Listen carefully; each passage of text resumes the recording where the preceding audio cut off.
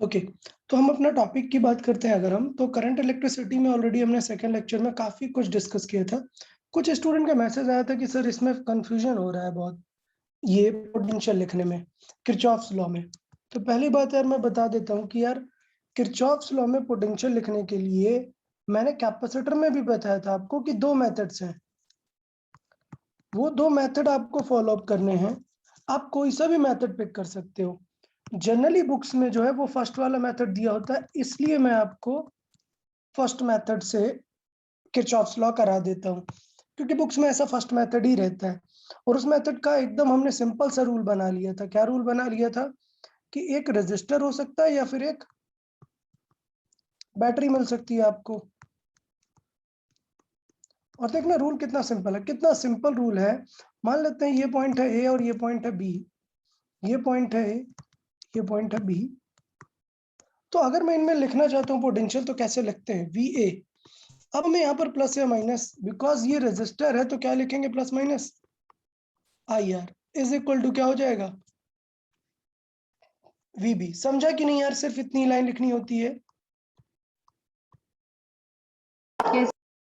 अच्छा, यहाँ पे अगर हुआ तो वी ए प्लस माइनस जो भी इस बैटरी का ईएमएफ होगा, पोटेंशियल होगा, वो that will be V B. बस इतना लिखना है। अब हमें ध्यान सिर्फ क्या देना है कि ये प्लस माइनस कैसे डिसाइड होगा।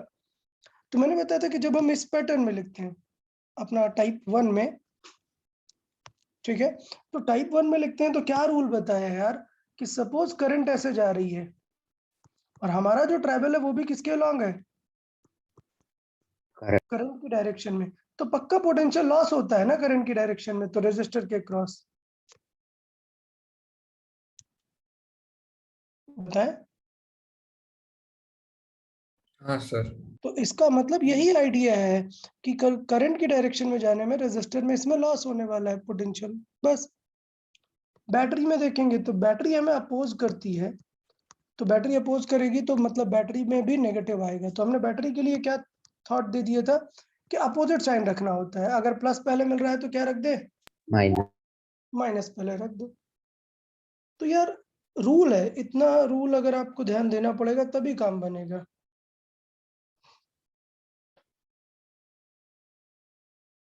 ठीक है ना? Yes. ओके। अच्छा जस्ट मिनट, हाँ, एक सेकंड होल्ड करें।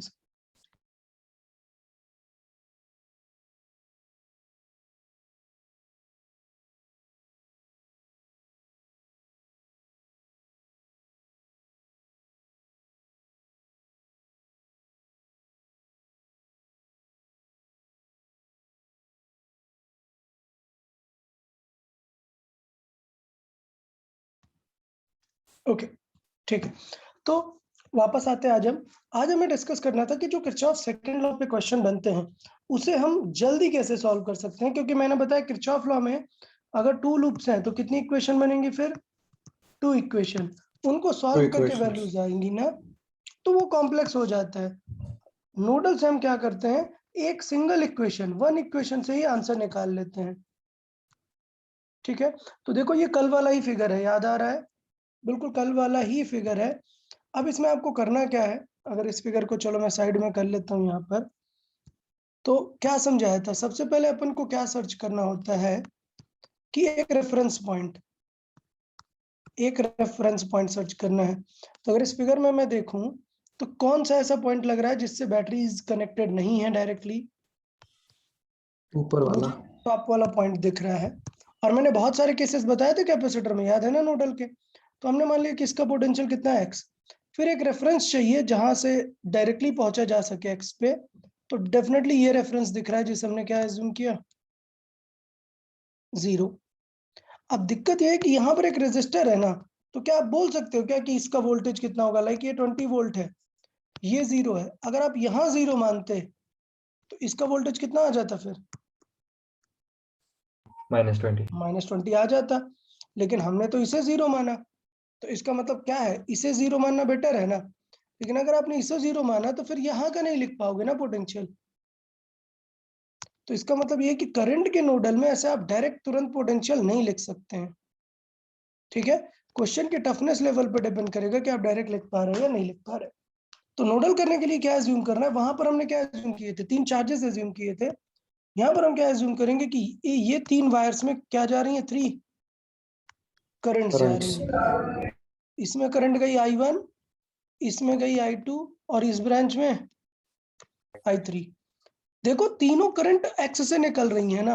अभी मैंने क्या करंट का साइन दिया, कुछ कौन आ रही है कौन जा रही है, नहीं। तो इसका मतलब ये है कि तीनों करंट का समेशन क्या होना चाहिए, 0।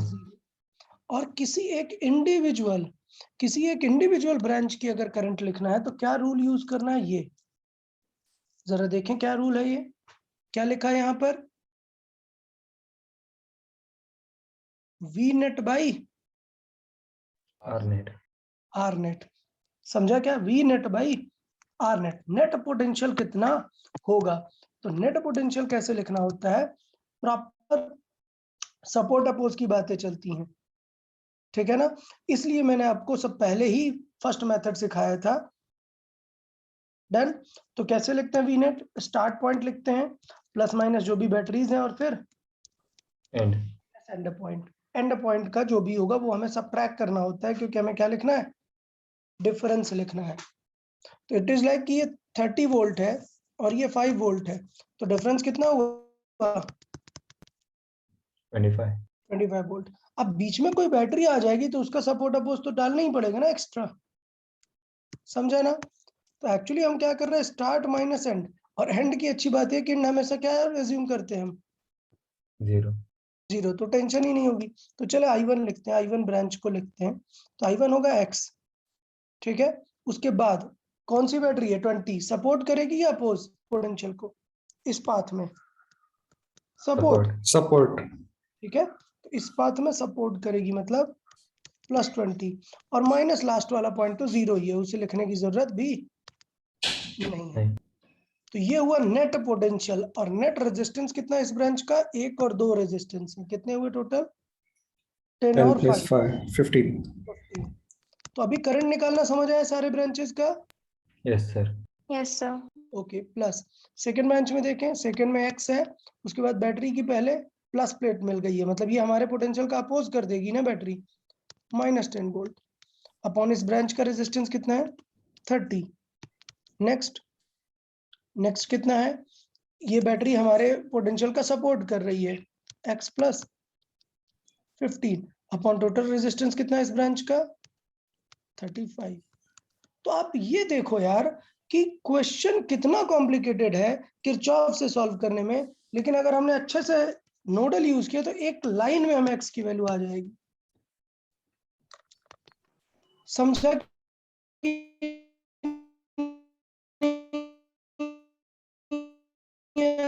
नोडल है ना। कैपेसिटर में भी वही सब किया हुआ था, सिर्फ यहाँ पर पैटर्न बदल गया है, क्या लिखने का, आए।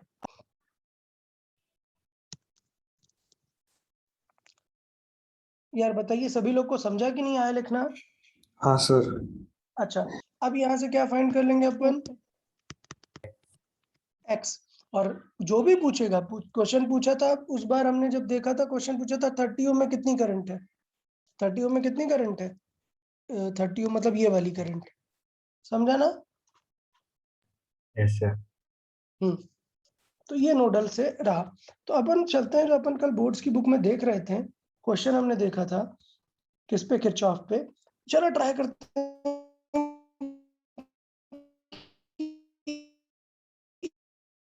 क्या ये नोडल से हो सकता है क्या, बट चलो इस क्वेश्चन को समझते हैं कि ये नोडल से रेंज आएगी या नहीं इस क्वेश्चन की। तो देखिए यहाँ पर एक रेजिस्टर है और यहाँ पर एक रेजिस्टर, चलो अब बताओ क्या लगता है नोड किसे अज्यूम किया जाए, डी पॉइंट को।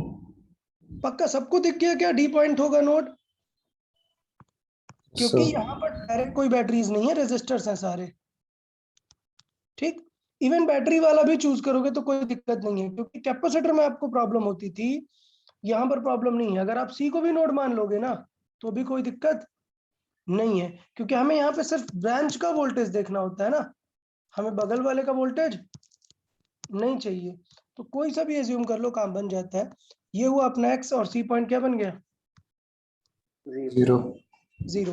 तो इसका मतलब तीनों ब्रांच का समेशन आना चाहिए 0। तो चले ए बी वाली ब्रांच का बताओ कैसे लिखेंगे आई। देखो मैं ये बोल रहा हूँ कि ये I1 है, ये I2 है और ये I3 है। तो चलो बताओ जल्दी से। फर्स्ट ब्रांच क्या होगा? Total x plus upon total resistance of that branch 1 1 plus I2 branch x plus x 30 plus x plus 13 13 by 2. By 2 clear.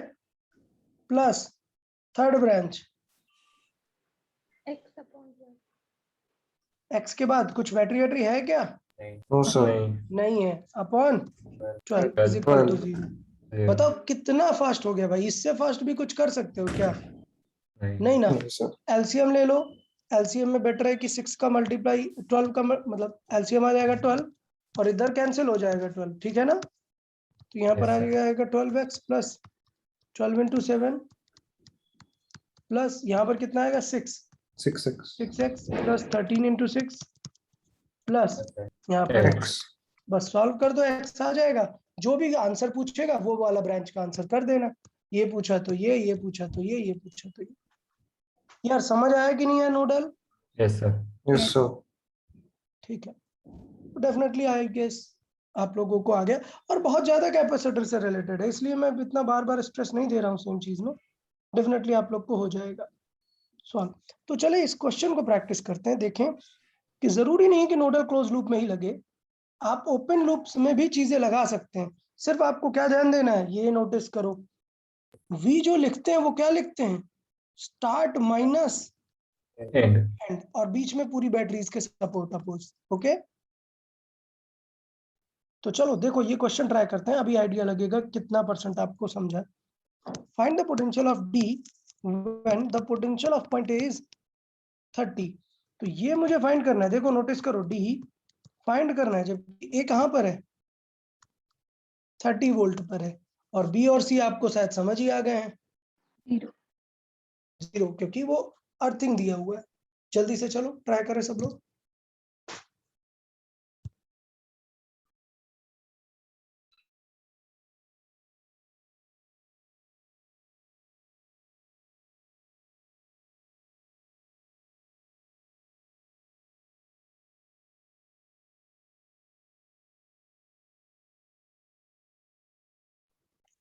अच्छा एक सेकेंड यार, सभी लोग रुके थोड़ा सा, मेरी बात को पहले सुने। सारे स्टूडेंट्स जो भी अच्छा एफर्ट करना चाहते हैं, मैं उन सबको एक पॉइंट बताऊंगा कि ये जो नोडल है ये दो तरीके से हमने यूज किया है। कहां पर? कैपेसिटर में और रेजिस्टर में। दोनों में नोटिस करो, बताओ टफ कौन सा है, कैपेसिटर या रेजिस्टर? क्या लगता है? Capacitor. क्यों क्यों टफ है? क्योंकि कैपेसिटर में हम जो क्यू निकालते हैं वो क्या होता है, V बाई सी, सॉरी CV।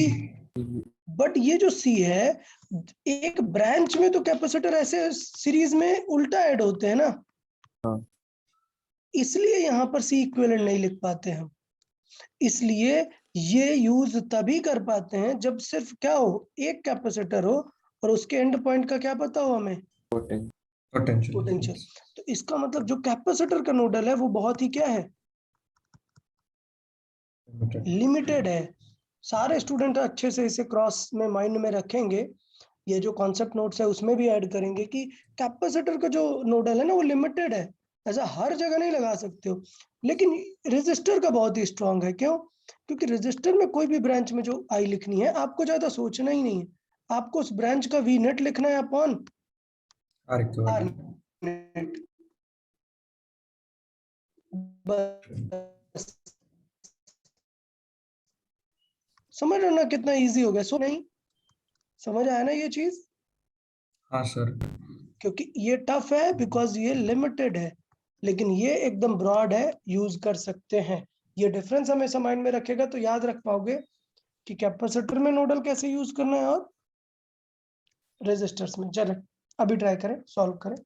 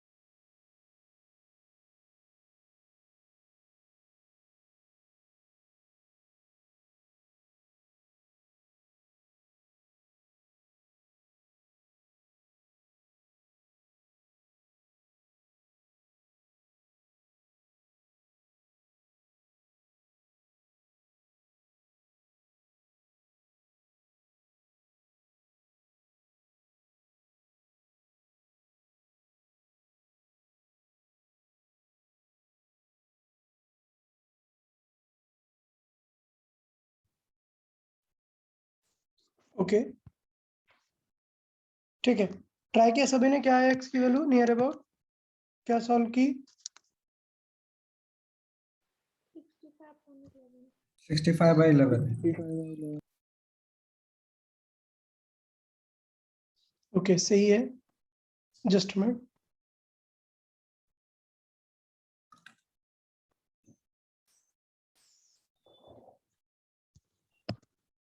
ठीक है, करेक्ट।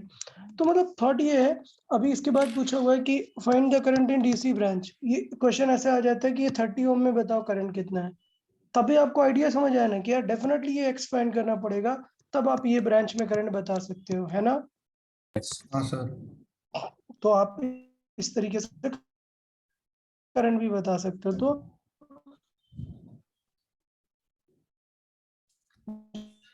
जो नोडल है वो काफी, मैंने यहाँ पर एक क्वेश्चन दिया है, ऑल्दो बट मैं चाहता हूँ आप लोग नोडल से ट्राई करें, और ट्राई करें कि 20 ओम में करंट बतानी है। किसमें बतानी है?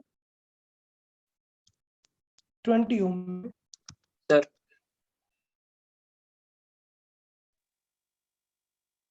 मेरा वॉइस क्लियर है ना आपको? सर लैग हो रही है। लैग हो रहा है सर। हाँ, दिखा मुझे थोड़ा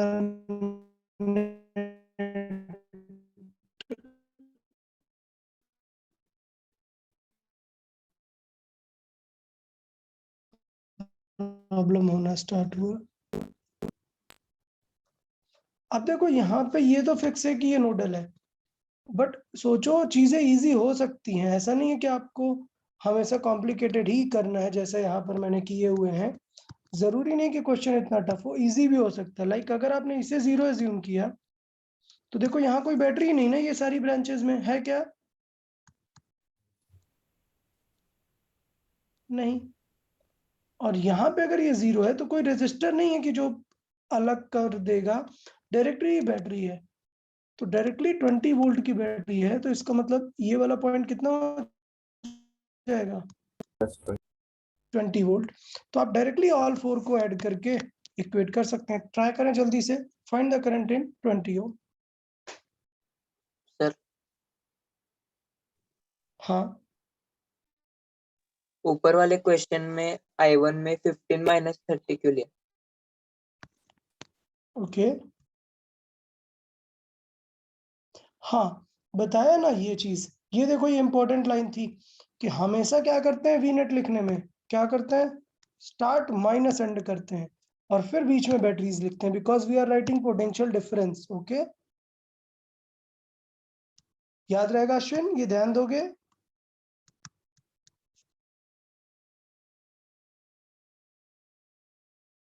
अश्विन, क्लियर है ये बात?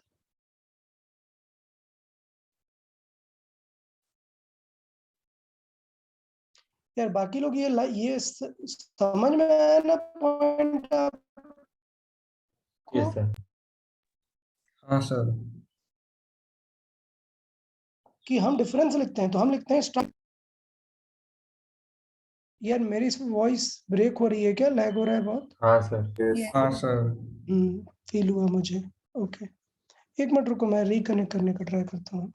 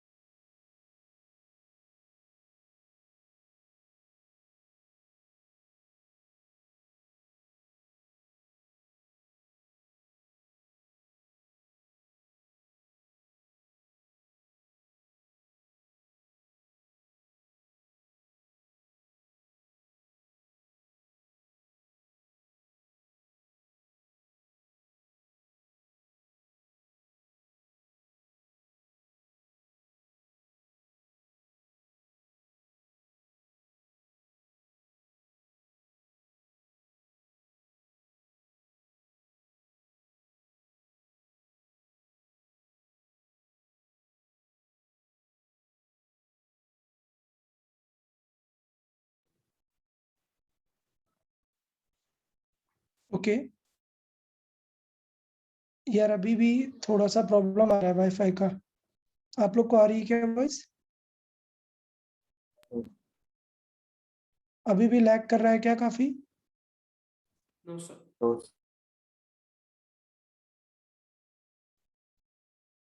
ओके ठीक है ठीक है, ये क्वेश्चन को ट्राई कर लो यार आप लोग पहले। ये क्वेश्चन को ट्राई कर लो। ये क्लियरिटी हुआ कि हमने लास्ट वाले को माइनस क्यों किया? बहुत इंपॉर्टेंट थॉट है ये, जल्दी लोगों को ध्यान नहीं आता और ये मिस्टेक कर देते हैं इस चीज को लेके। बट मुझे लगता है यहाँ पर मैंने ये चीज यहाँ पर क्लियर कर दी है कि हम पहले लिखते हैं start minus and which is a difference, और फिर बीच में बैटरीज के सारे इफेक्ट लिखते हैं। Okay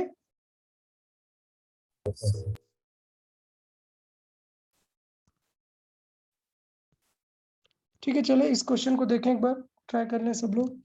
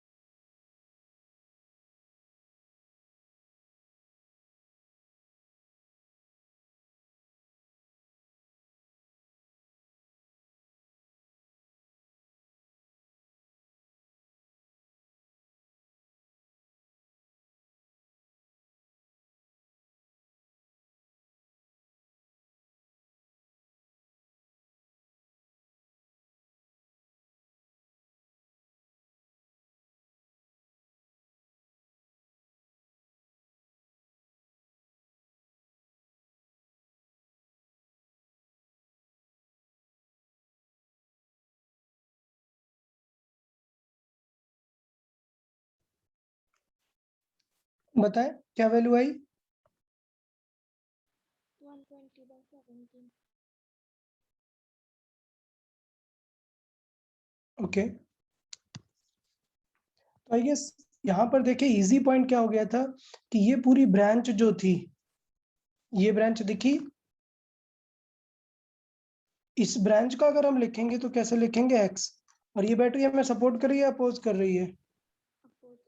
oppose. अपोज, तो x माइनस 20, मतलब ये वाली ब्रांच का हो जाएगा x माइनस 20 अपॉन, बाकी सारे लोग डायरेक्ट हो जाएंगे, x माइनस 0 मतलब x by 10 plus x by 20 plus x by 30 is equal to 0। अब इसी चीज को फील करो, सोचो मैं ऐसा कर देता कि ये 0 था, तो इसका मतलब डेफिनेटली ये वाला पॉइंट कितना होगा, प्लस 20 होगा ना। तो फील करो कि अब यहाँ कोई बैटरी है क्या यहाँ पर, क्योंकि ये बैटरी तो हमने हटा के ये पॉइंट लिख दिया। तो देखो ना x माइनस 20 लिखना पड़ेगा ना, तभी तो क्वेश्चन करेक्ट होगा। इसका मतलब हम क्या लिखते हैं, पोटेंशियल डिफरेंस, और अगर बीच में कोई बैटरी आ जाती है तो फिर उसका इफेक्ट। क्लियर ना? यस। तो यहाँ से x की वैल्यू आई, थोड़ी सी रैंडम आई बिकॉज रैंडम सा क्वेश्चन है, और फिर यहाँ से हमने करंट निकाल दी 20 वाली। ओके अभी यस सर। ठीक है, तो मुझे लगता है नोडल भी चीजें समझ में आ गई। तो आप रिलेशन देखो यार, पहले हमने स्टडी किया आय के बारे में काफी, फिर हमने एक्स्ट्रा स्टडी किया क्या आर के बारे में, तो इसमें से क्वेश्चंस काफी सारे आ जाते हैं, आर के बारे में से काफी आ जाते हैं। आई स्टडी किया, आर स्टडी किया, और उसके बाद हमने मेन जो चीज देखी वो क्या थी, किरचॉफ्स लॉ।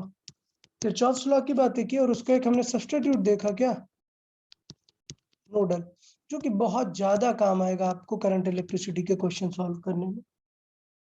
अब उसके बाद हम कहां पर पहुंचेंगे, आर इक्विवेलेंट निकालने में। याद है ना सी इक्विवेलेंट सीखा था, यस सर। तो वैसे ही पूरा वैसे ही एग्जैक्ट होगा आर इक्विवेलेंट। सी के लिए हम अपन Q is equal to C V solve करके सारा Q निकालते थे ना, V निकालते थे, वो चीज यहाँ पर भी हम निकालेंगे क्या, V is equal to I R, मतलब I निकालेंगे V निकालेंगे अगर R के बारे में डिटेलिंग पता है। तो ये वो पैटर्न है जिस तरीके से हम आगे प्रोसीड करेंगे। तो आर इक्विवेलेंट के लिए यार देखो, जैसा कैपेसिटर में था बिल्कुल मैं वैसे ही सिखाऊंगा, तो डेफिनेटली आपको क्लैरिटी आएगी। नंबर 1 सबसे पहला क्या है कॉम्बिनेशन, सीरीज।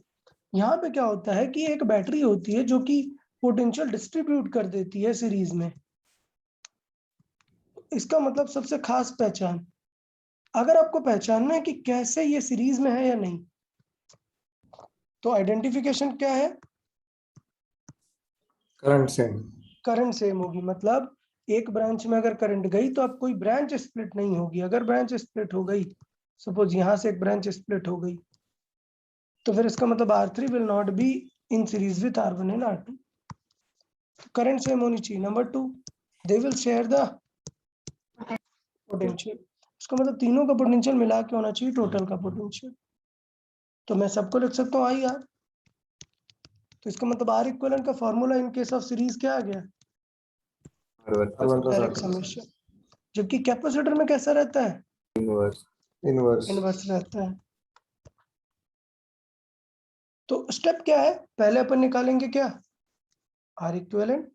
आर इक्विवेलेंट आएगा तो अब हमारी क्या सॉल्व हो, क्या आ जाएगी? करंट। बिकॉज ओम्स लॉ तो एक ही रेजिस्टर में ऐसे लगा सकते हो ना, ऐसे एक साथ बहुत सारे में नहीं कर सकते। तो इस तरीके से इस रेजिस्टर में लगा सकता हूँ। 20 वोल्ट की बैटरी है, आर इक्विवेलेंट इसका रेजिस्टेंस है, तो करंट आ जाएगी। अब जब करंट आ गई तो क्वेश्चन पूछता है what will be the potential of let's say this resistor. तो हमें पता है कि करंट तो सब में जा रही है, आई पता है, आर पता है, तो वी कैसे आ जाएगा? आई आर से। तो हमें इन सबका क्या आ जाएगा? पोटेंशियल भी। तो मतलब मेन टारगेट क्या है? पहले आर इक्विवेलेंट निकालना, फिर करंट निकालना, और करंट अगर पता चल गई तो सारे सर्किट का पोटेंशियल निकाल लेना। समझा? Yes sir. अच्छा, अब क्वेश्चन जो है वो ऐसे स्ट्रेट थोड़े ना हर बार पूछेगा। तो नोटिस करो, find the potential of the battery. क्या पूछा है क्वेश्चन? ये बताना है। फिजिक्स में सबसे बड़ी चीज याद रखना, मैं अभी ये लाइन बार बार बोल रहा हूं, हर बार बोलता हूं, फिजिक्स में सबसे इंपॉर्टेंट लाइन क्या है? गिवन डेटा को यूज करना। क्या? गिवन डेटा को यूज करना। इस पूरे चैप्टर में हमारे पास सिर्फ कितने पैरामीटर्स होते हैं? कितने पैरामीटर्स हैं? 3। तो हमेशा स्टार्ट वहां से करो जहां पर ऑलरेडी 2 नोन है। क्या? कहां से स्टार्ट करना होता है क्वेश्चन? ऑलरेडी 2 नोन है। तो क्या लगता है इसमें आर इक्विवेलेंट बाद में सॉल्व करना है, पहले क्या करना है? कहां पे 2 नोन है, क्या पता है? करंट निकालेंगे पहले। इसका वोल्टेज पता है, रेजिस्टर पता है, तो क्या निकालेंगे? करंट। करंट क्या हो जाएगा? V बाई आर, मतलब कितना आ जाएगा? 2 एम्पियर। इसका मतलब इस पूरे वायर में कितनी करंट जा रही है? 2 एम्पियर। अच्छा, अब करंट आ गई, बट हमें पूरे सेक्शन की V चाहिए। तो पूरे सेक्शन का V क्या होगा? I इंटू पूरा R, which is R equivalent. अब मैं सोच सकता हूँ कि आर इक्विवेलेंट कितना होगा। तो ये सीरीज कॉम्बिनेशन है। 5 10 15 कितना हो गया? 30। 30। कितना आ गया? 60 वोल्ट। अभी थॉट समझ आया कि कैसे अप्रोच करना है जनरली? Yes sir. ठीक है, तो मुझे लगता है क्लियर है। हमारा टारगेट होना चाहिए सबसे पहले क्या? 15 वाला। क्यों? क्योंकि 2 quantities are known out of 3। Okay यार, क्लैरिटी है कि नहीं सीरीज को लेके? Yes sir. Okay, parallel combination देखें। पैरेलल कॉम्बिनेशन आइडेंटिफाई कैसे करते हैं मैं ऑलरेडी बता चुका हूँ। पैरेलल आइडेंटिफाई करना कि इनका स्टार्ट और एंड क्या होता है? सेम होता है। मतलब यहां से स्टार्ट हो रहे हैं, सपोज बहुत सारे लोग स्टार्ट हो रहे हैं यहाँ से, और ये एंड है। ये इधर एंड हो रहा है, ये इधर एंड हो रहा है, लेकिन ये वाला कहीं और जाके एंड हो रहा है, बट ये भी यहीं पर एंड हो रहा है। तो इससे पता चल रहा है कि इन दोनों का स्टार्ट एंड सेम है और इन दोनों का स्टार्ट एंड सेम है। तो हम किनको किनको पैरेलल बोल सकते हैं? इन दोनों को पैरेलल बोल सकते हैं और ये अलग। अभी समझ आया पैरेलल? Yes sir. तो ये हुआ आइडेंटिफिकेशन। नंबर 2 कि क्या काम की चीज देखने को मिलती है? काम की चीज देखने को मिलती है कि उन सबका पोटेंशियल क्या होगा? सेम। तो इसका मतलब ये कि अगर ये 2 वोल्ट पे था तो ये भी 2 वोल्ट पे होगा, ये 6 वोल्ट पे था तो ये भी 6 वोल्ट पे। ठीक है, यहाँ तक ओके है। अब देखें, अच्छी बात ये होती है कि पैरेलल कॉम्बिनेशन में करंट स्प्लिट होती है तो हमें करंट वगैरह निकालना पड़ता है। आइडिया क्या है? आइडिया ये है कि अगर मैं बोलूं कि मेन करंट बैटरी से आ रही है आई और तीनों ब्रांचेस में गई है I1 I2 I3, तो इसका मतलब क्या हो जाएगा? I1 I2 I3 इन सब का समेशन क्या हो जाएगा? Total I. और टोटल आई मैंने क्या मानी है कि इन सबको मिला के मैंने एक आर इक्विवेलेंट रख दिया है। टोटल आई क्या हो जाएगी? V by R R equivalent. तो इससे साफ दिख रहा है कि V कैंसिल आउट हो जाएगा और आर इक्विवेलेंट का ऐसा रिलेशन आ जाता है। जबकि पैरेलल में कैपेसिटर कैसा था? डायरेक्टली एडेड थे, क्योंकि इनवर्स होता है रिलेशन। तो मतलब पहले अपन निकालेंगे क्या? Are equivalent. आर इक्विवेलेंट से क्या निकाल लेंगे अपन? R। करंट। अब पैरेलल की खास बात ये होती है कि पैरेलल में इंडिविजुअल करंट निकालने के लिए आपको पूरा आर इक्विवेलेंट की जरूरत ही नहीं होती। इंडिविजुअल करंट अगर निकालना है तो V बाई आर भी तो कर सकते हो ना। बस आपको इन दोनों पॉइंट्स के अबाउट क्या पता होना चाहिए? V। समझा ना? तो अगर आपको V पता है कि उन सारे पैरेलल में उन सबके अबाउट V सेम है तो सबकी इंडिविजुअल करंट डायरेक्टली भी निकाल सकते हैं। Okay okay, just minute hold on. Okay, just 1 minute रुके, इसे तब तक रीड करें स्पेशल पॉइंट्स तीनों।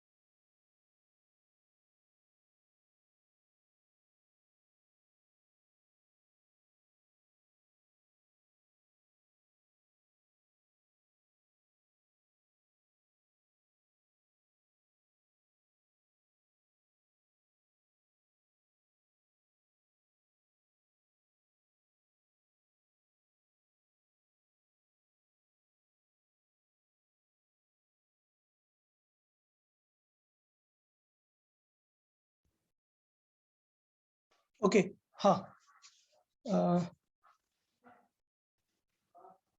हम बताए यार, ये सीरीज पैरेलल क्लियर हुआ कि नहीं यार सभी को? Yes, sir. Yes, sir.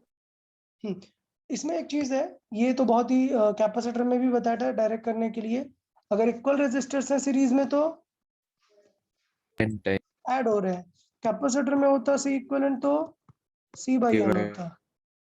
Same चीज पैरेलल में है अगर तो आर बाई एन है, जबकि कैपेसिटर होता तो एन सी। इसके बाद स्प्लिट रूल, ये काफी काम आता है यार, बीच में अचानक से जरूरत पड़ती है इसकी कि आपको टोटल करंट पता है और आपको इसमें निकालनी है। तो याद है ना यार, कैपेसिटर में भी बताया था मैंने चार्ज को लेके। Yes. क्यू का याद है? बताओ स्प्लिट क्या होता था, क्यू वन कैसे निकालते थे? C1 upon C1 plus C2 into Q. Okay तो याद रखना कि जो हमें चाहिए था Q1 वही वाला C यूज करते हैं। R में उल्टा होता है, जब हमें इसमें करंट चाहिए तो किसका वाला R ऊपर होगा? R2 का। तो ये दो जो सिमिलरिटीज या डिफरेंस बोल सकते हो, इन्हें याद रखना है, क्योंकि एग्जाम में यही गलती होती है और आप बोलते हैं सिली मिस्टेक्स। सिली मिस्टेक्स का भी रीजन होता है सिंपल, हमें पता है यहाँ पर सिली मिस्टेक्स होती है, तो आपको केयरफुल रहना है। कैपेसिटर में सीधा स्ट्रेट होता है, जबकि करंट के लिए इसमें करंट चाहिए तो फिर किसे यूज करते हैं? R2 को। ठीक है ना, मतलब बहुत ही सिंपल सा देखना है। एक क्वेश्चन बना रहा हूं,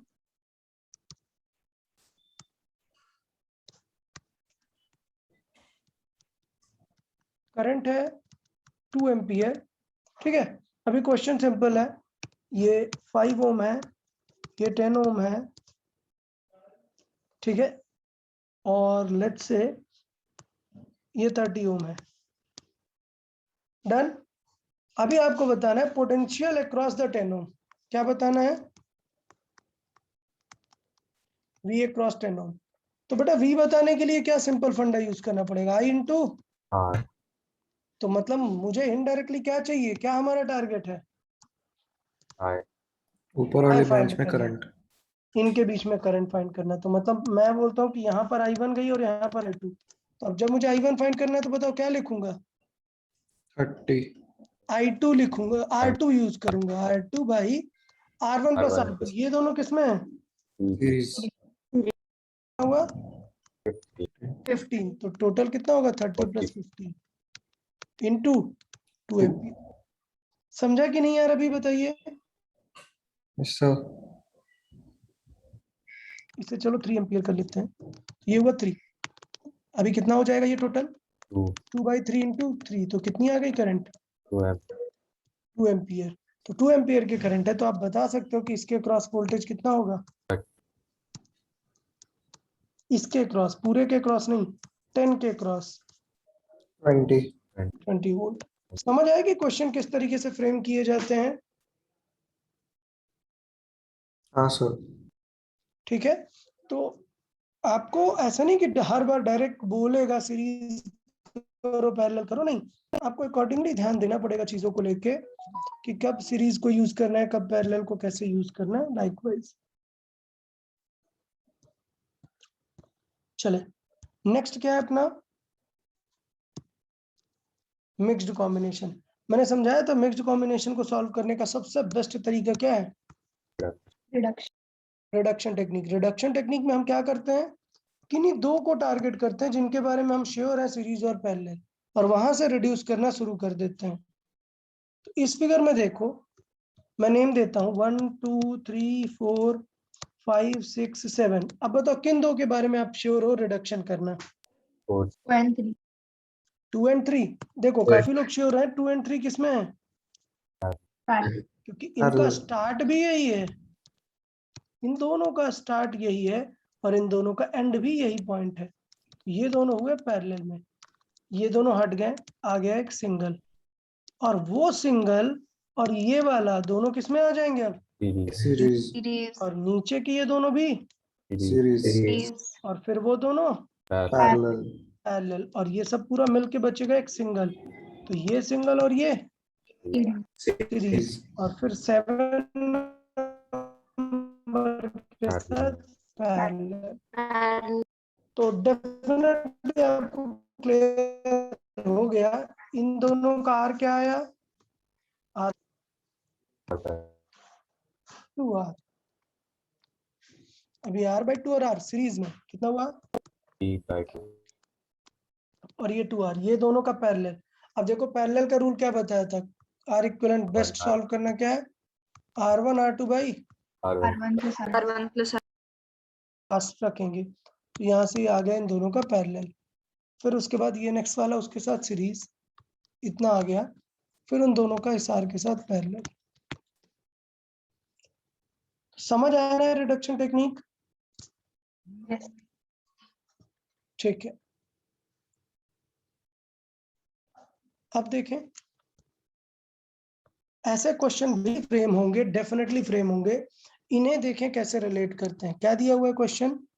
find the R equivalent about A B while r is the radius of circle, given that the resistance of r length of the wire is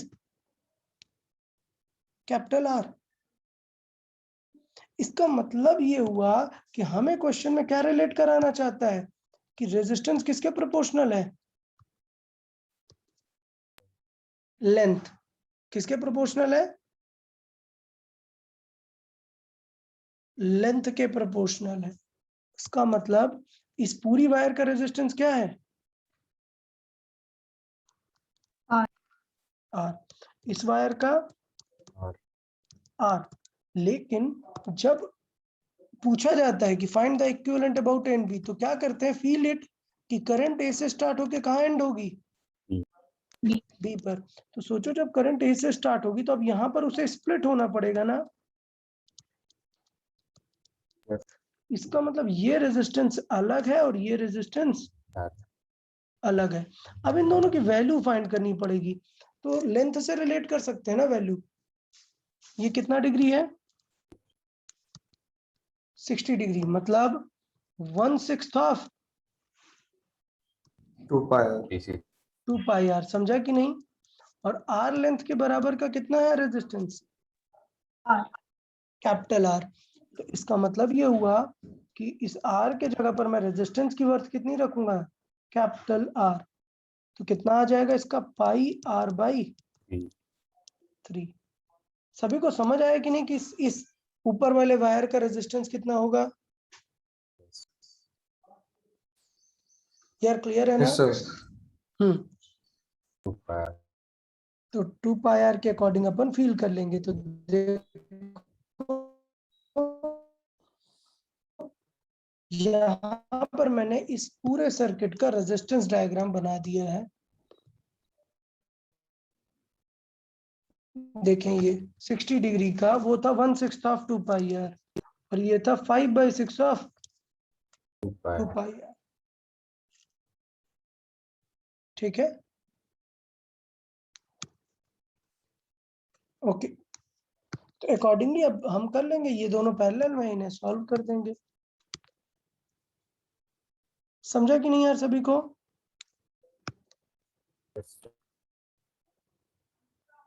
ठीक है, तो ये हो गया हमारा आर इक्विवेलेंट। तो इस टाइप के क्वेश्चन भी समझ आए जिसमें प्लेन वायर यूज कर रहा होगा और लेंथ के रेस्पेक्ट में आपको उसके रेजिस्टेंस लिखने पड़ेंगे।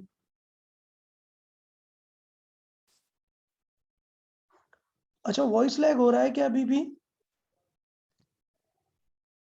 बीच बीच में होता है सर, अभी नहीं हो रहा। ओके,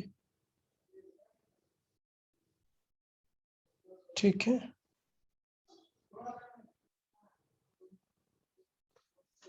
ठीक है, नेट कनेक्शन अभी तो आ गया है, ओके चल रहा है अभी। वो बायसिक क्यों किया एक बार फिर? बाय 6 मैंने इसलिए किया क्योंकि ये 60 डिग्री लेंथ का वायर है ना, और टोटल लेंथ कितनी है? 2 पाई आर। 60 डिग्री उसका कितना होता है? 360 का 1/6 ना। ठीक है, तो चलो तुम लोग बताओ। अच्छा, एक आर रेजिस्टेंस की वायर है, क्या है? एक समझिएगा, आर रेजिस्टेंस की वायर है। इसको हमने कैसा बना दिया? रिंग शेप कर दिया। Find the R equivalent about diametric point. किनके अबाउट फाइंड करना है?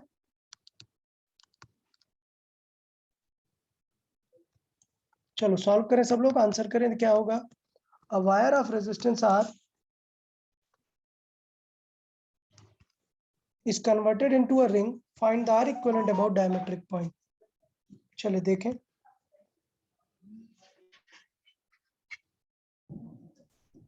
R by pi। R by pi क्या चल क्या रहा है भाई? फिगर भी तुम सोच रहे हो थोड़ी भी कुछ। क्या बन गया ये?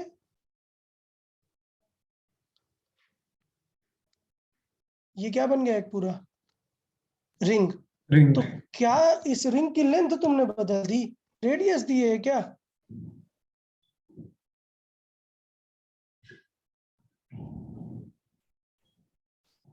एक सेकंड होल्ड करें, एडजस्टमेंट फिर से ट्राई करें। यार इसे ये क्वेश्चन पूछ रहे हैं, इन दोनों पॉइंट के अबाउट पूछ रहे हैं। थोड़ा सा अच्छे से ध्यान दें सब लोग।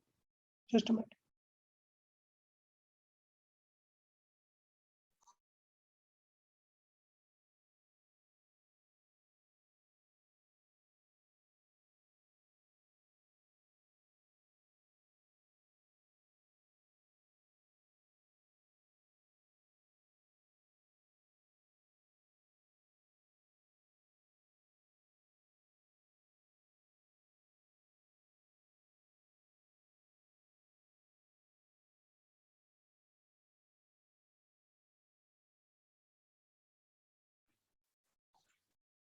ओके, बताएं किसी ने थॉट दिया?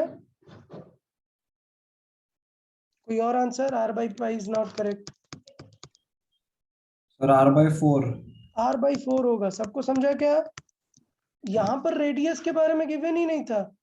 उसने इस पूरे रेड जो सर्कल मैंने बनाया, इस पूरे का रेजिस्टेंस दिया है कितना? R। तो इसका मतलब इस हाफ पोर्शन का कितना होगा? R by 2 ना? यार समझा कि नहीं सभी को? Yes sir. ये R by 2 है। अब ये दोनों R by 2 कैसे कनेक्टेड है? अगर मैं इन दोनों के अबाउट पैरेलल में। पैरेलल में, तो आंसर क्या आ गया? R by लगता है सभी को कि वायर से ऐसे किस टाइप पे क्वेश्चंस बनेंगे? Yes sir. ठीक है,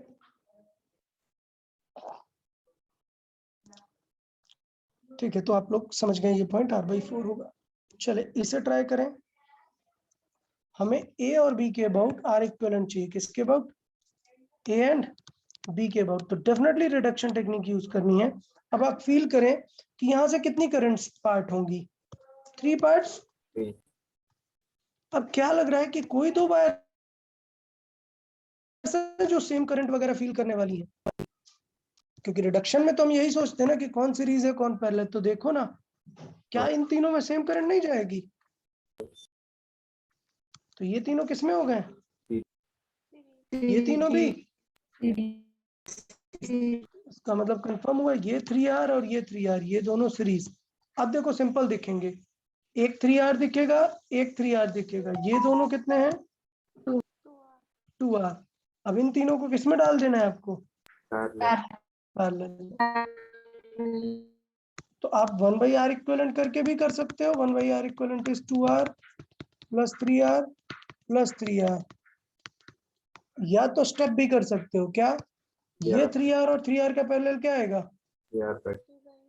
3R by 2। और 3 और 2 का पैरेलल निकाल सकते हैं 3/2 इंटू 2/3/2 प्लस 2। समझा ना? R1 into R2 by R1 plus R2। तो इससे क्या होगा? ये बाद में ये जो गलती हो जाती है ना फ्लिप करने वाली, वो गलती होने के चांसेस नहीं रहते। ठीक है? Yes yes sir. ठीक है, तो मुझे लगता है रिडक्शन टेक्निक आपको क्लियर हो गई है चीजों को लेके, है ना? अब हमारे इक्विवेलेंट फाइंड करेंगे। नेक्स्ट पॉइंट क्या? Conducting free wires. तो इसका मतलब ये कौन सा वाला केस बनने लग गया? सॉर्टिंग वाला। तो याद है ना, सॉर्टिंग को दो टेक्निक से करते हैं, या तो फिगर में ही Okay. आप अच्छे से कर लो या फिर सेपरेट रीड्रॉ कर लो। ठीक, तो चले देखें, बार बार हम बता चुके हैं वैसे इस पर, फिर से एक बार ट्राई करते हैं। देखो इस क्वेश्चन को मैं फिर से बताता हूँ। मुझे सबसे पहले क्या लिखने पड़ेंगे, पॉइंट्स। ये है स्टार्ट पॉइंट, ये हुआ पॉइंट लेट से 1, ये हुआ 2, ये हुआ 3, ये हुआ 4, सारे जंक्शन ही लिखने होते हैं। तो देखो वायर से कौन कनेक्टेड है, 1 और क्या 1 और 3 ए के इधर लिखोगे क्या, नहीं, ए के बाद ही लिखोगे ना। ये हुआ एंड बी, बी किससे कनेक्टेड है, 2. ये हुआ 2। अब कितने रेजिस्टर है सारे काउंट कर लो। देखो ये दोनों के बीच में कोई कनेक्शन ही नहीं है ना, मतलब ये दोनों किसमें है, सीरीज सीरीज में। तो करते हैं, ए और 1 के बीच में एक, 1 और 2 के बीच में एक, 2 और 3 के बीच में 2R है, 2 एंड 3 के बीच में 2R, और एक 3 एंड बी के बीच में है R। समझा कि नहीं यार, फिगर रीड्रॉ समझ आया। Yes, sir. अब ये R और R का क्या होगा, R by R/2, और ये R/2 और 2R parallel, so R1 into R2 by R1 plus R2, ये हो जाएगा इनका इक्विवेलेंट। फिर इसके साथ ऐड कर देंगे क्या, ये वाला R। 2 by ओके ना सभी को, Yes, sir. yes. ठीक है। चले इस फिगर में देखते हैं, हमें R इक्विवेलेंट फाइंड करना है किसके अबाउट में, A एंड B। ठीक है, तो देखो आपको कितनी, जो मैंने यहाँ पर येलो कलर से बनाई हुई है वो क्या है, फ्री Wire. वायर्स। तो बहुत सारी फ्री वायर्स है ना, तो बेस्ट क्या होगा, इसे रीड्रॉ करना। तो रीड्रॉ करने के लिए जंक्शंस के पॉइंट दे दो, ये हुआ ए, ये 1, ये 2, ये 3। अब क्या इसे 4 रखने की जरूरत है ना, ये जंक्शन थोड़े, ये तो सिंगल वायर है ना। अभी रीड्रॉ कर पाएंगे आप लोग, चले रीड्रॉ करके आंसर निकालें, देखें क्या आता है। रीड्रॉ करें इसे जल्दी से। All resistors are R।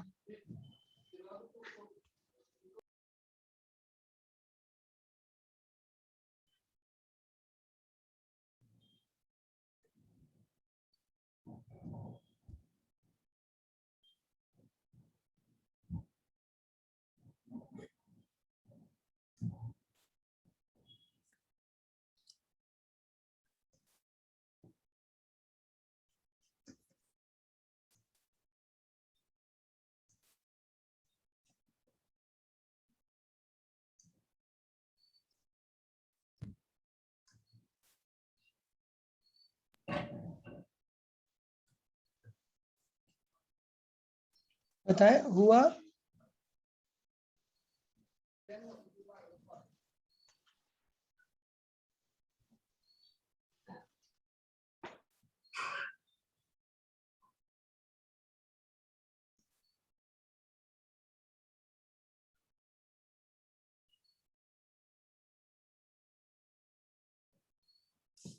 Sir 4/5R। हाँ सबने यही फिगर बनाया, देखें मेन इंपॉर्टेंट ये फिगर है। देखिए रीड्रॉ सबको यही समझ आया।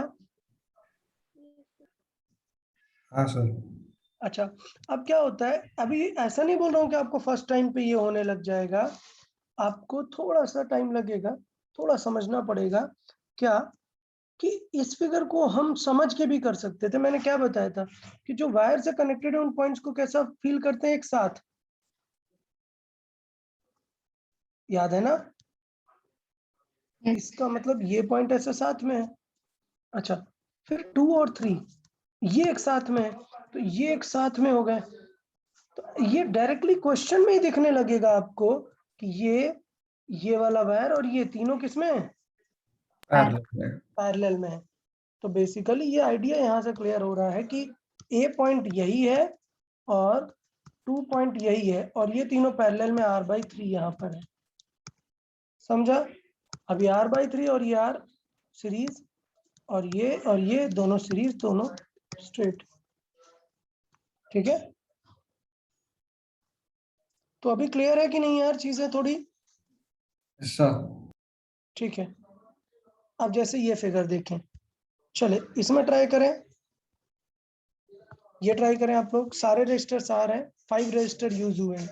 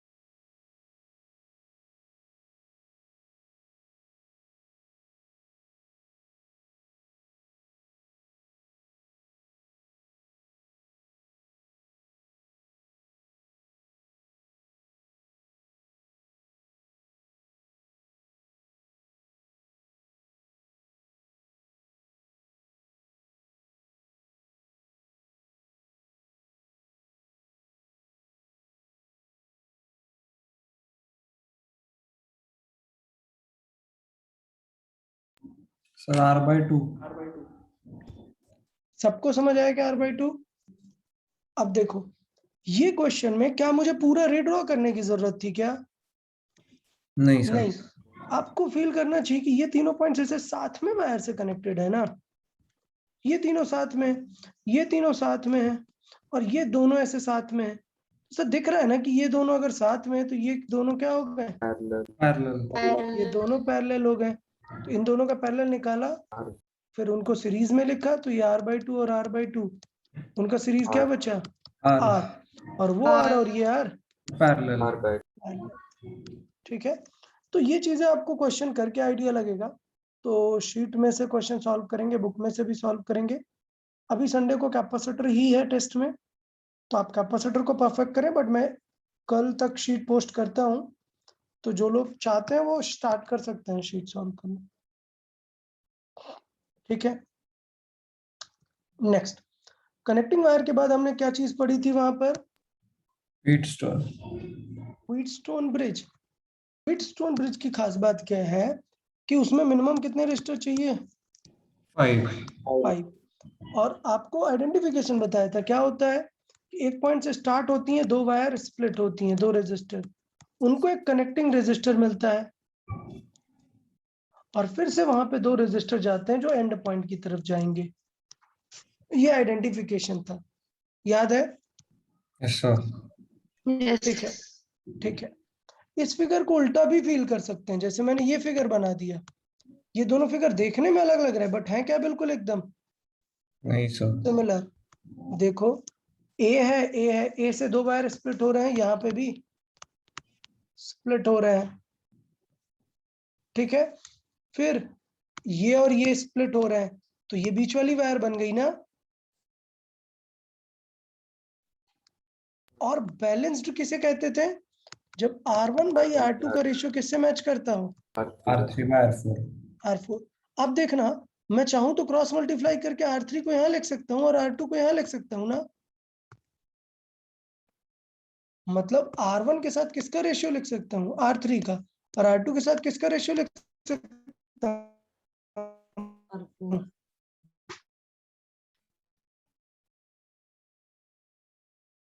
R4 का आइडेंटिफिकेशन होती है कि आप चाहे बैटरी इधर कनेक्ट करो या फिर बैटरी आप उसके क्रॉस के अबाउट करो, दोनों के अबाउट आंसर क्या आता है? सेम, कोई फर्क नहीं पड़ता। मतलब आप R5 को और ये AB वायर को एक्सचेंज कर दोगे तो कुछ भी कैलकुलेशन में फर्क नहीं आता। मतलब यहाँ पे लगा दो बैटरी, ठीक है, यहाँ पे लगा दी क्या? बैटरी, और इसके अबाउट लगा दिया किसको? R5 को। दिखा कि नहीं ये फिगर? बैटरी हमने इन दोनों के क्रॉस कनेक्ट कर दी, और वो जो ये दो इनपुट पॉइंट थे इनके क्रॉस क्या कनेक्ट कर दिया R5। तो क्या कैलकुलेशन में कुछ बदलेगा क्या? नहीं। ऐसा मैंने सिर्फ इसलिए बताया क्योंकि इससे थ्योरी क्वेश्चन आ जाता है कि अगर हम इस R5 की पोजीशन बैटरी के साथ स्विच कर दे तो क्या कुछ चेंजेस आएंगे क्या? नहीं। नहीं सर। ठीक है ना? ओके, अब बात कर लेते हैं बैलेंस्ड व्हीटस्टोन। तो मैं ऑलरेडी एक्सप्लेन कर चुका हूँ ना बैलेंस्ड व्हीटस्टोन। अगर रेशियो सेम है तो क्या हो जाता है? क्या होता है? अगर इनका रेशियो मैच कर जाता है तो क्या काम की बात पता चलती है? R5 R5 पे R5 कोई बेकार करंट नहीं है, कोई करंट नहीं है, इसका मतलब क्या है? COD। Same potential. क्लियर है ये लाइन? अच्छा। R5 में कोई करंट नहीं जाएगी, इसका मतलब COD सेम पोटेंशियल में है। सेम पोटेंशियल की खास बात बताए थी ना,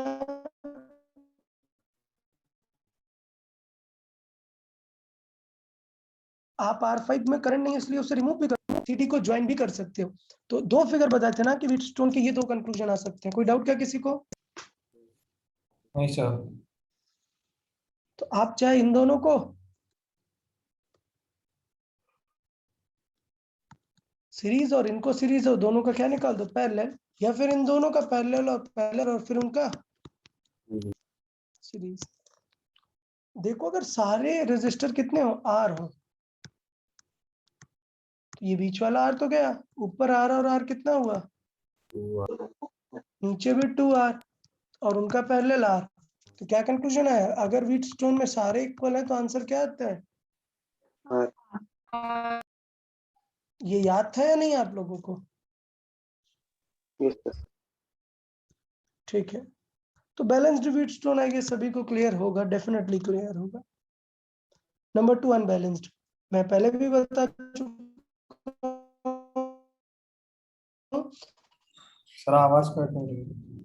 अनबैलेंस्ड की जो थ्योरी है वो सिर्फ नीट में है। क्या है? ओनली। ओके, आज थोड़ा इंटरनेट का इशू हो रहा है यहाँ पे, बताते जाएंगे अगर ज्यादा ब्रेक हो तो। अभी आ रही है? हाँ सर।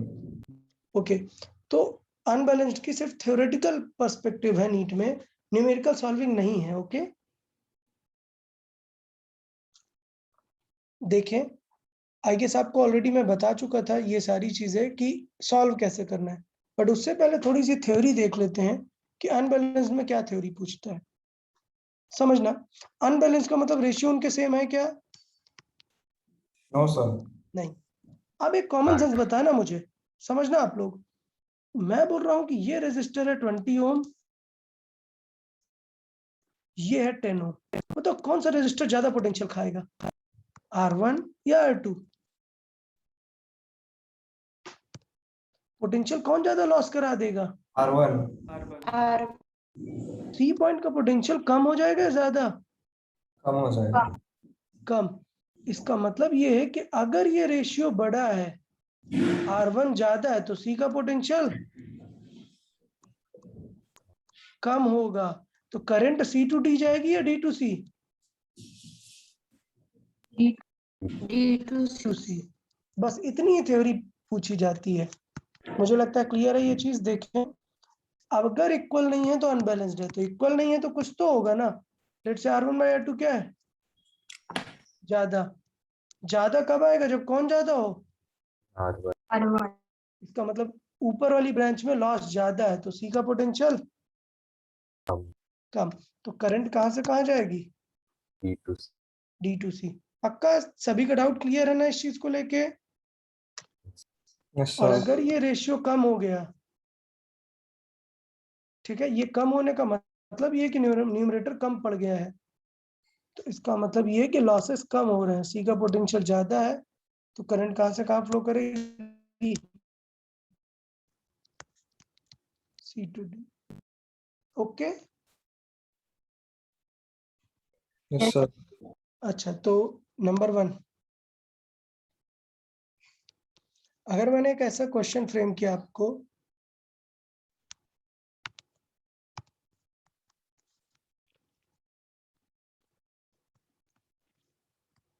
बताओ what will be the direction of current in 50 ओम, बताओ डायरेक्शन ऑफ करंट इन 50 ओम किस तरफ होगी? सर नहीं No जाएगी। नो कर नो करंट, तो करंट इन बीडी ब्रांच क्या होगी? Zero zero. समझा कि नहीं सभी को? क्यों जीरो है? बैलेंस रेशियो सेम बिकॉज ये व्हीट स्टोन ब्रिज है। अच्छा अब देखना, अब बताओ तो लेफ्ट का रेशियो कितना है? 3/2। 3/2। राइट का रेशियो कितना है? 1/2 किसका रेशियो ज्यादा है? लेफ्ट। लेफ्ट का। इसका मतलब ये है कि लेफ्ट वाला का जो रजिस्टर है वो डोमिनेटिंग है। दिख नहीं रहा आपको ज्यादा, बट मैं एक याद करने की टेक्निक है बता रहा हूँ। ऐसा नहीं है कि रियल में ये हो रहा है जो मैंने यहाँ पर कहा कि R1 ज्यादा होगा। नहीं, मैं ये लर्न करने की टेक्निक बता रहा हूँ कि अगर लेफ्ट वाले का ज्यादा आ गया है, मतलब उसका न्यूमरेटर स्ट्रांग है, मतलब लॉसेस ज्यादा हो रहे होंगे, तो करंट की डायरेक्शन क्या होगी बताओ? D to B D to B. Clear आया? सबको समझ आ गया क्या idea? Yes sir. Yes sir ठीक है। अब अगर कैलकुलेशन भी पूछेगा तो फिर आपको टफ पड़ेगा, आपको सॉल्व करना पड़ेगा किरचॉफ लगा के या नोडल लगा के। लेकिन अगर सिर्फ डायरेक्शन का क्वेश्चन है तो आप तुरंत कर लेंगे। ओके ना? यस अब देखिए कैसे आर इक्विवेलेंट निकालते हैं। तो देखो यार, कैपेसिटर का एकदम उल्टा चल रहा है। कैपेसिटर में जो चीज डेल्टा या फिर वाई भी बोलते हैं इसे, वाई से स्टार के लिए था, वो यहाँ पर कहाँ किस में देखने को मिलेगा? स्टार टू वाई वाई में, डेल्टा टू वाई में। और जो वहां पर वाई टू डेल्टा में था वो डेल्टा टू वाई में मिलेगा। तो एक बार इन फॉर्मूले को एक बार समझने का ट्राई करें, फिर हम एक क्वेश्चन अटेम्प्ट करेंगे। कंफ्यूजिंग है, मैं बिल्कुल बोल रहा हूँ कैपेसिटर, और ये कंफ्यूजिंग है। इसलिए किसी भी एग्जाम या टेस्ट से पहले आपको ये देखना चाहिए। और मैं बता रहा हूँ आउट ऑफ 25 क्वेश्चन इस क्वेश्चन का सिर्फ परसेंटेज क्या होगा? हार्डली 1 और 2। लेकिन एग्जाम में इस 1 और 2 का वेटेज आप ये मानो 40% होगा। इस टाइप का क्वेश्चन है ये।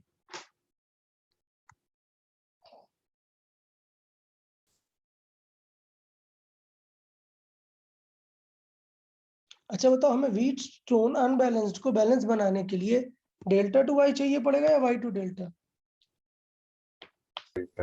Delta to Y. तो क्लैरिटी हुआ कि जिन दोनों के बीच में चाहिए वो दोनों अपॉन टोटल। ओके,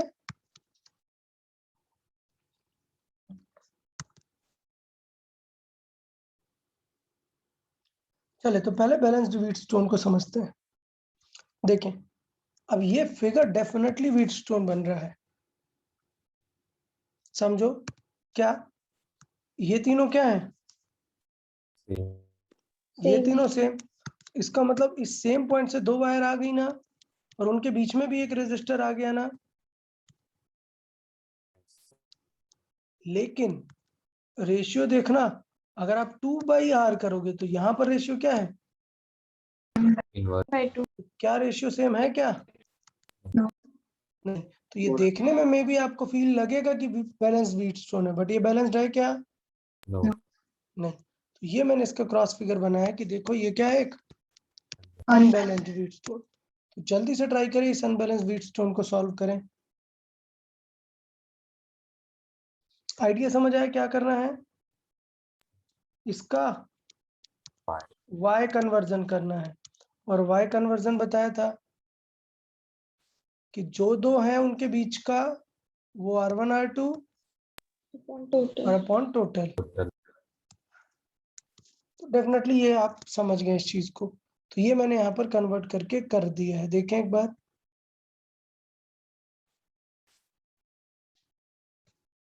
ये ब्रांच देखें, ये ब्रांच देखें और ये ब्रांच देखें।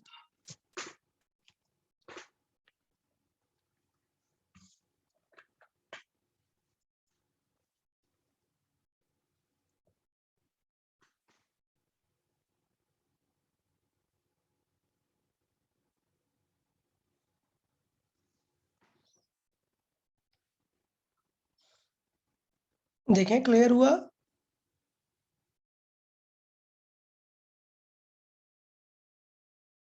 R1 R2 upon R total. बताएं ये 3 क्लियर हुआ या नहीं? Yes, sir. तो अब हमने इसका रीड्रॉ कर लिया कि यार अच्छा ये फिगर बना, तो ये फाइनल फिगर बना। अब इसे हमने सॉल्व किया, ये ऊपर वाले दो अलग, ये दो अलग, उन सबको तीनों को मिला के, ठीक है।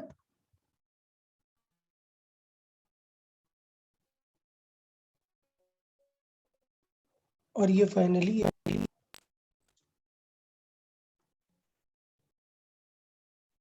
बताएं क्लियर हुआ या नहीं? Yes, sir. ओके ठीक है, चलो तो एक नेक्स्ट क्वेश्चन देख लेते हैं। देखें इधर, हमें इन पॉइंट के अबाउट क्या चाहिए? Are equivalent. लेकिन रेजिस्टर देखो कहाँ कहाँ कनेक्टेड है, 1 2 3 4 5 6, कितने रेजिस्टर है टोटल? 6 रेजिस्टर। मतलब क्या एक्स्ट्रा दिख रहा है यहाँ पर? क्या एक्स्ट्रा दिख रहा है? 2 वायर्स। तो चलो सॉल्व करो, रीड्रॉ करो, देखो व्हीटस्टोन लग रहा है, नहीं लग रहा है, या फिर क्या सिचुएशंस है। अगर कुछ नहीं समझ में आए तो बेस्ट है क्या कर देना, रीड्रॉ। ठीक है, जिनको समझ में आ जाता है बहुत अच्छी बात है, जिनको नहीं आया बेस्ट है रीड्रॉ करें, ट्राई करें, देखें क्या आंसर आता है। सारे रजिस्टर आर के हैं। Take your time, 2 minute.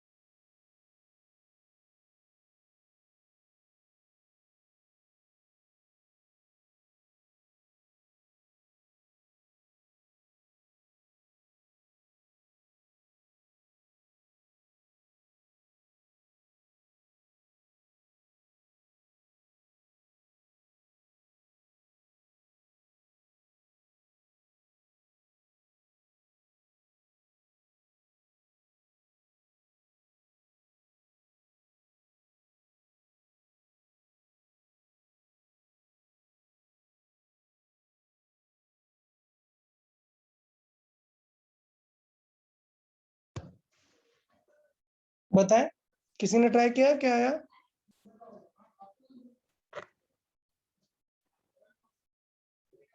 यार किसी का आया फाइनल?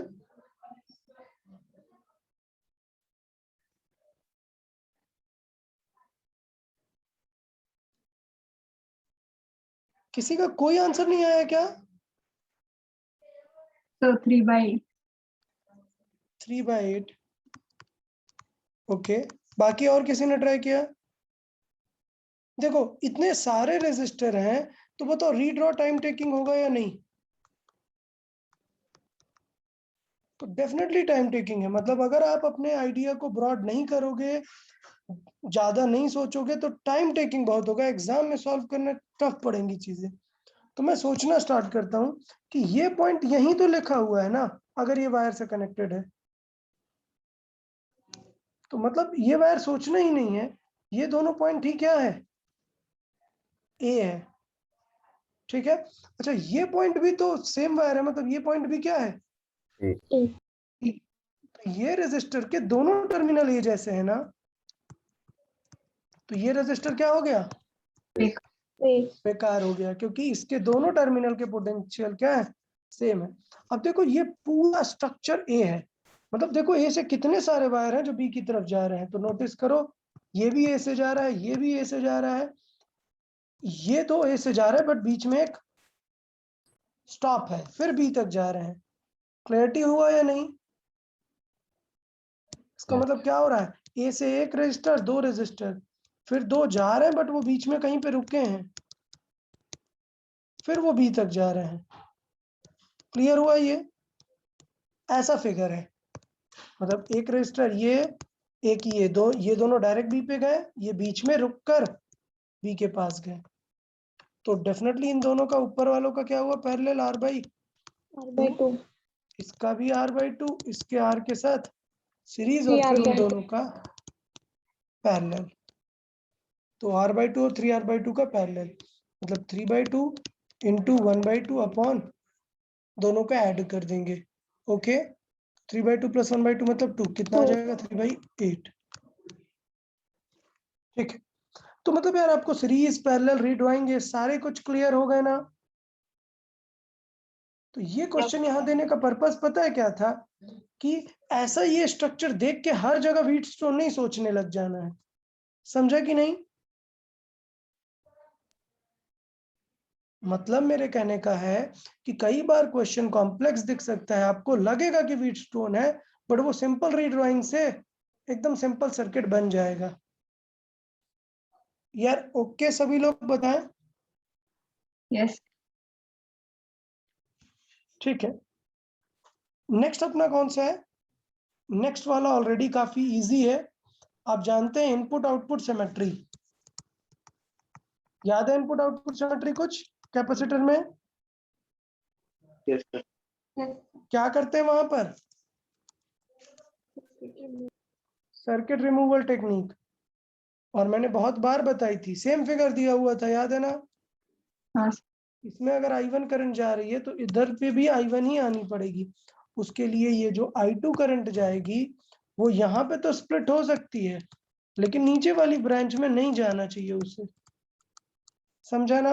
यस और ये करंट इधर पे जाके वापस से मिलके दोनों फिर से फाइनली ज्वाइन होगी। तो इसका मतलब इसे बोलते हैं सर्किट रिमूवल, जो कि बहुत ही क्लियर था, आप समझ गए।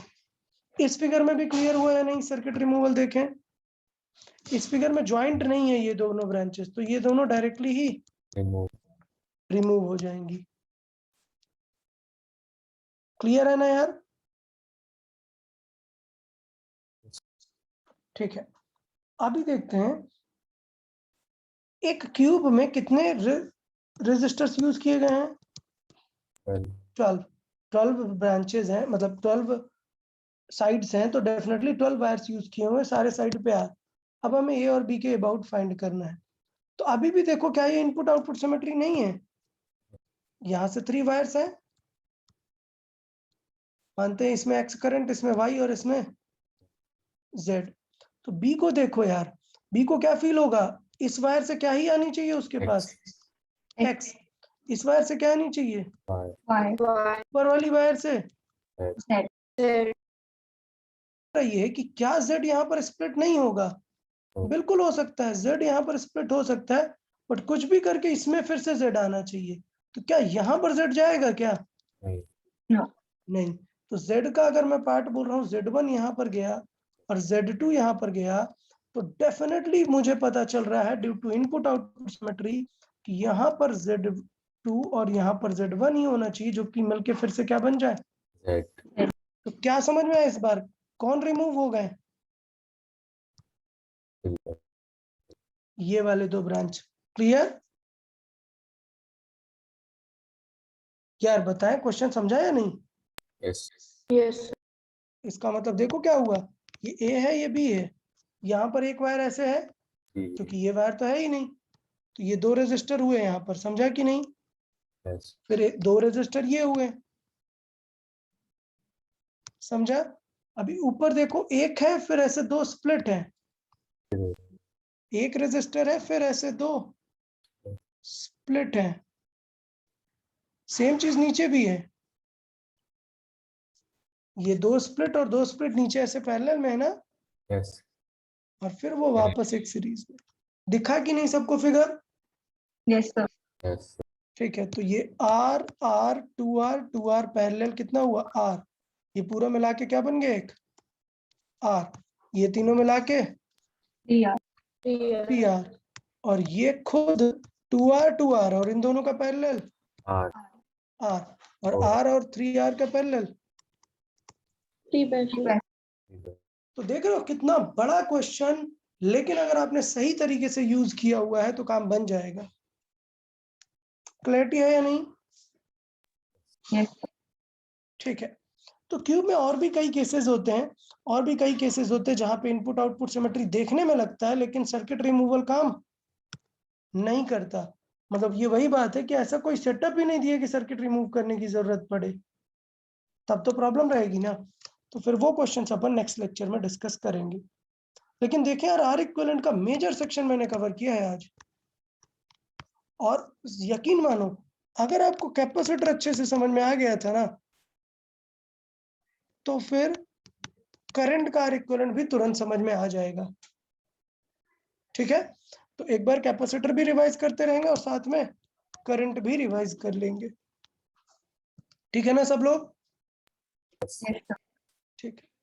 ठीक है, चलो आज के लिए इतना काफी रखते हैं, आप लोग अच्छे से रिवाइज करते रहें। ओके, ठीक है, चलो टेक केयर एवरीवन, हाँ बाय बाय। वैसे ऐसा yes.